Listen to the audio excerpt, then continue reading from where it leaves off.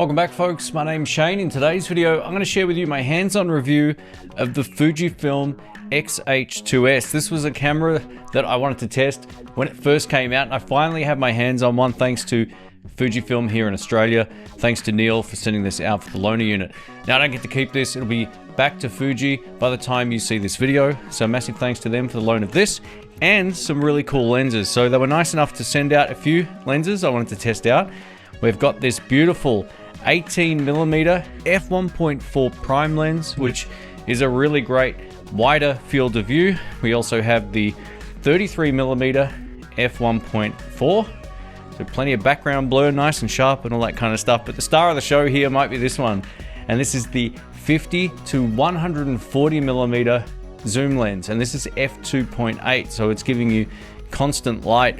It has been an absolute pleasure to use along with the other lenses, but yeah, I've got a lot of positive things to say about this just from my own hands-on experience. Now, just to let you know ahead of time, this will be a hands-on experience review and not a technical overview video. While I do technical overview videos from time to time, this camera's been out for just over 2 years at the time of producing this video, and there's a million of them. And I find, at least for me personally, having some hands-on experience in the video is more useful than just going through the specs, because specs can tell you one thing and then the user experience can be completely different. I'll probably throw in a few things that you need to know along the way, but yes, a beautiful APS-C camera, and I've really enjoyed my time with it. Odds are this video will be quite long, so I'll timestamp everything down below. This video is not sponsored or anything like that, so if you can, leave a thumbs up, subscribe if you're into camera reviews, tutorials, and lens reviews, all that kind of stuff. But yeah, it's been a pleasure to use, and I'll explain why. Here we go. My first attempt shooting with the X-H2S was down at a local wetlands, paired with this 50 to 140 f2.8 zoom lens, and it's a really great pairing. Now, I turned on IBIS boost mode, which gives you really stable footage when you're shooting handheld, and it worked great even up to 140mm on the tight end of that zoom. So that shows you that the IBIS boost works beautifully. Whether I was panning or tilting with this lens or just moving it around with the IBIS boost mode on, it was very stable, and it was right up there with some of the best stabilization I've used so far. Most of the footage here was shot at either 4K 50 or 100 frames per second, and I'm also really impressed with the continuous autofocus for video. I just set up a zone area mode, and the camera did a really good job locking onto the birds. While this was my first attempt with the camera, everything felt like it was in the right place. I love the joystick on the back. Overall, I was really impressed with how intuitive the menu system is. It was nice and simple to go between 50 and 100 frames per second, adjust the exposure settings in camera, and also use the EVF. The EVF is one of the stars of the show on this. It's 5.76 million dots. And it really does show. I'll be talking about that throughout the video because yeah, an EVF isn't something I always like to use, but on this, it was an absolute pleasure. On the second day of testing this out, I went down to some dusty back roads here in my local area to test out some of the photographic features, and I think this is where I kind of fell in love with the camera. All right, we're on the dusty back roads here with Rhiannon. She got the crazy outfit on.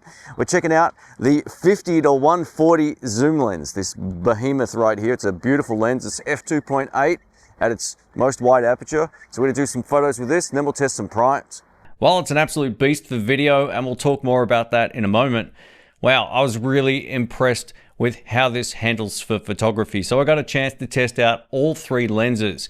Even testing it for the first time, I knew, man, this feels like the real deal in my hand. I've actually really come to appreciate using this for photography. We'll talk more about both experiences throughout this video, but my initial impressions of this when shooting photos was, wow, the image quality looks beautiful. The overall shooting experience was nice. It was nice and intuitive. The autofocus seemed to do an excellent job. Even with a more complex background, it didn't seem to get lost or hunt or do anything weird. Up next is the 33mm f1.4 prime lens. Now, I've been dying to try this. Yeah, it'll be from like your skirt up, kind of. Is that all right? And then I'll do some close ones as well. Now, a lot of people rave about the Fujifilm colors, and I totally get it. The standard profile in here is great, very reminiscent again to the natural profile found in the Lumix cameras, but the vivid absolutely popped. While some of these photos are clearly overexposed, just when it comes to the skin tones, I was still getting a feel for this at this particular point, and I worked out that it's nice and simple to correct exposure in camera when shooting photos just by using the down button on the back of the D-pad. It was a nice sunny day, so we headed down to Caldermead Farm Market. If you're ever in Victoria, go check it out. It's a really fun place. And there's some beautiful animals here, including some Highland cows. I took what I learnt from the previous experience at the dirt road and managed to get most of the photos to look great. And this was on my second attempt. So while I'm not the strongest photographer in the world, I'm still really happy with some of the results here. Now, a lot of these photos were taken again with the big zoom lens because it helps you get in where you need to be in terms of reach. And again, the background blur, the subject separation, everything at f2.8 on APS-C is more than enough. But the overall end result still looks really sharp without the digital look. After looking at all of these straight out of camera photos on my big 5K display, I was really impressed that none of them had that digital look. I even handballed the camera off to Rhiannon for a few photos, and she was easily able to get some really nice sharp photos using the same lens. The behind the scenes camera here was the G9 Mark II rocking my Natural Plus picture profile, and I was easily able to get what I would consider a very similar look straight out of camera on the Fujifilm X-H2S. Now, there were a couple of geese swimming around in the pond, and I thought I'm going to see if I can nail exposure properly. So I lined up my shot, I set the exposure down a little bit in camera just using the back button, and I was able to nail exposure perfectly with none of the highlights on the birds or geese here clipping, which I thought looked really nice.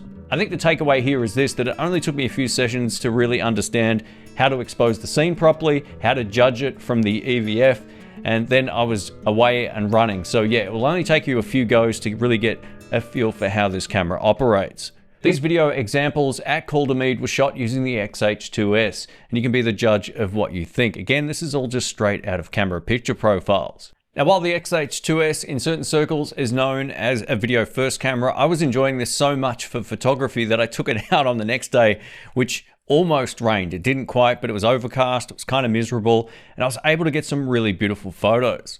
All of these photos were shot using the 50-140 f2.8.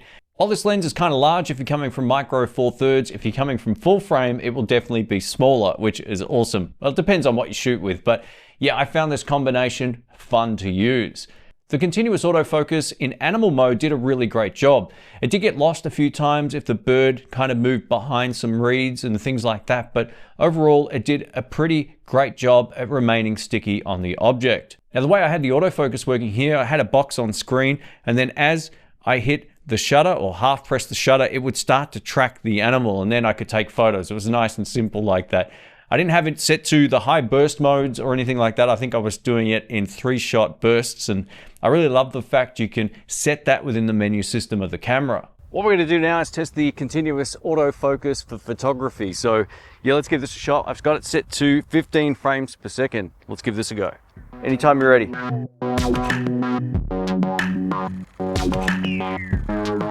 Yeah, cool. Nice. Wow, that looked amazing. The photography experience with this is crazy. The viewfinder is awesome, and it actually just is fun to use, which is a great thing too. This is with the vivid picture profile. Here we go. All right, Rhiannon, anytime you're ready. Woo! Yeah, great. Wow, this is crazy. I'm actually, look at that. Some of these are going to be great. Oh, cool. While I saw mixed reports of the autofocus reliability, in this particular case, with someone moving towards you, setting it again up a zone mode for continuous autofocus, it didn't have a problem tracking Rhiannon. Now, if you're someone who likes to do product photography, I use this to shoot some B-roll samples on my other channel, which is a guitar-centric channel, and I'll show you some examples of that on screen. I shot most of these with the 33mm f1.4 and this 18mm f1.4, and just for general purpose in-studio B-roll, it's a great little camera for getting really, again, great looking images with very little effort. Now let's talk about the in-body image stabilization. For this, we're actually going back out to the field. Here we go. All right, we're going to test out the in-body image stabilization. I'm going to do some follow shots here with Rhiannon, and we'll try it in a few different modes. There's also the IS boost mode, which is similar to my Lumix camera. So if I'm doing any sort of static stuff, that's the mode to use. But anyway, you can be the judge. This is just the in-body image stabilization with a prime lens. Actually, it's a bit bright. Let's go to f2.8. All right, let's do it, baby.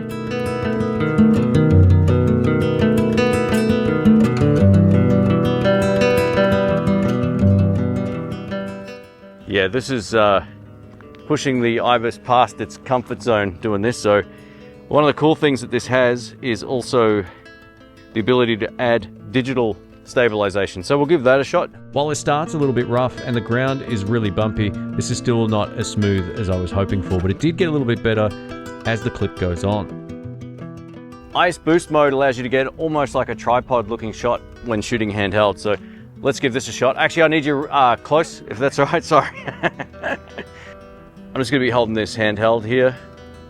And if you're gonna be doing any sort of panning or tilting, it's gonna work fine too, but it really locks it off nicely. And this is much better with it on than with it off. So I think for handheld work, if you plan on being in more of a static situation, this will actually do a really great job. The IBIS definitely isn't as good as what I'm used to with some of my Lumix cameras, but if you need a gimbal, you can use a gimbal. Let's test it with a gimbal. Now, if you're someone who likes to shoot with a gimbal, the X-H2S is an absolute no-brainer. Not only do you get great frame rates, there's plenty of great lenses, from wide-angle lenses to tighter primes that will give you excellent and professional results. The sensor is basically all you need if you want to get pro video. It really does look great. I'm going to show you some F-Log samples that we shot using this camera on my DJI Ronin S. This big behemoth over here. So let's take a look. While the stabilization here is in the gimbal, one of the things I wanted to test was the continuous autofocus for video. And whether Rhiannon was walking towards me, I was walking with her, or if I was walking towards her and she was stationary, it did a really great job at locking onto her eye and face. I did have eye autofocus on for all of these tests, and I also tested a shot where I would pan towards Rhiannon, pan away, and then pan back to see if it would go to the background and how smoothly it would pull focus back to the subject.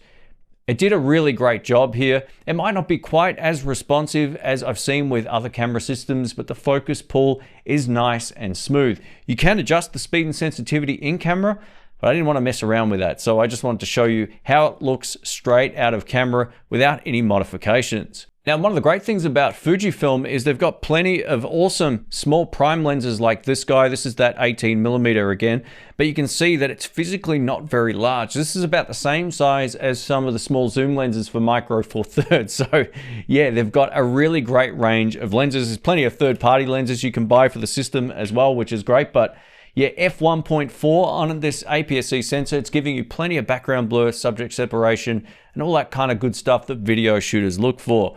And I was really impressed with the overall skin tones in a lot of these sample clips. One thing I haven't tested with the X-H2S, and maybe someone can comment in the comment section about this, is how well the continuous autofocus for video works when it comes to multiple subjects. So if you've got two people in the frame, how does it respond? This is one of the sort of shortcomings of the Lumix autofocus system and one of the strengths of the Sony. But as someone who just tracked a single subject with this, it's reliable enough that I wouldn't have any problems using it out in the field. If you want to get the most amount of dynamic range, you have the option between F-Log and F-Log 2 when shooting video. And this is nice and easy to color grade, and you get plenty of dynamic range. You can just simply drag it into your timeline, apply a LUT, or if you're using Final Cut, it seemed to apply the LUT automatically, which was good. I was able to get plenty of dynamic range with nothing clipping in the frame. Skin tones look nice, and all I had to do was adjust some contrast and levels, and I was good to go. I don't often shoot in log format unless I absolutely need to. If it's too bright outside and I don't have ND filters or whatever, then I'll shoot in log just so I can make some corrections later on. But if you're a serious filmmaker and you love to grade your own footage, this is a really great choice.